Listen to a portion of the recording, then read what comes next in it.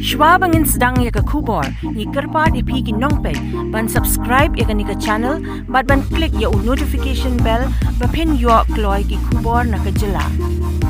Hakan nohphai sngi jong khat kendai tarik Nohprah hajar puar ki khlieh nongialam Shnong Mukroh ryngkat ke jingsynran lang ki nongialam dkhot ke Khasi Students Union dkhot ke Jaintia Hills Autonomous District Council kila thmu iakynduh ya Myntri Rangbah ke Jylla Meghalaya Conrad Sangma pynsngew ya ke jingleh Thombor ki pulit ke Jylla Assam kaba kila taipat sedang Kawei ke beat house Hapoh ke Shnong Mukroh kaba Hapoh uput Assam ke Jylla Meghalaya.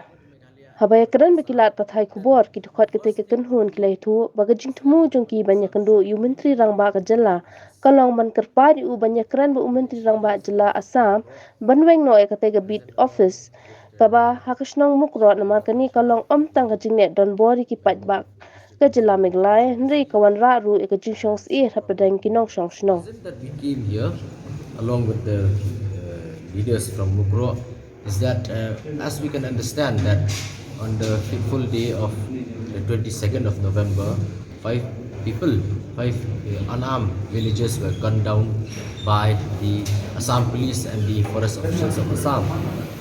And the main reason that incident happened is because of the presence of the office of the beat officer of the Forest Department of Assam. It is there that those officials are there that they will detain any vehicles coming from Meghalaya, any person coming from Meghalaya. And there are reports also that people who go to the fields and who went to the forest to collect forest produce, they are being detained, they are being extorted. If they don't pay up, then they cannot return to their villages. So what had happened is that after the firing incident in the 20th of November of this year, we have observed that they have dismantled the public from Meghalaya side has dismantled this beat office. But then when we visited a few days back to Mukroh in the presence of the villagers, we observed that they have reconstructed that beat office, and this even more better than the last one, well furnished, and there are many officials out there. For the information of the public and the government, the beat office is present inside the territory of Mukroh village. It is well known in any Khasi village that if you want to do anything, if I want to construct a private residence of my own also, I will have to first seek permission from the village Thombor. But that is not the case with regards to Assam. What they are doing is that they just enter illegally, construct that beat office, and now they have posted a lot of officers out there. To get a clearer picture and understanding is that the Meghalaya police are present near the residential area, but villagers, they do not work in the residential area. They will have to go to the jungle, they will have to go to their fields. And in between the residential area and the fields within the village of Mukroh, the Assam police personnel are there and the beat forest officials are there. So the objective of coming here is to appeal to the CM to persuade his Assam counterpart to immediately remove that beat office of the Forest Department of Assam, so as to remove any apprehension, any tension that has remained there. Negara besar harga jingkun kam tu, inilah benda jawaban kedua. Inilah benda siapa pun yang pada Kawei. Halor ke ika pang berpiwan iakynduh pelaban batai. Kepang itu pilatip akan kumputu jingjah ke apa tadi, bah ke sarkar Assam kala sedang biang ban Shna ban maramot biang ya ketuka forest beat house mungkin tu. Dia nak ika daw so pi ong ba klem iakynduh yo siam.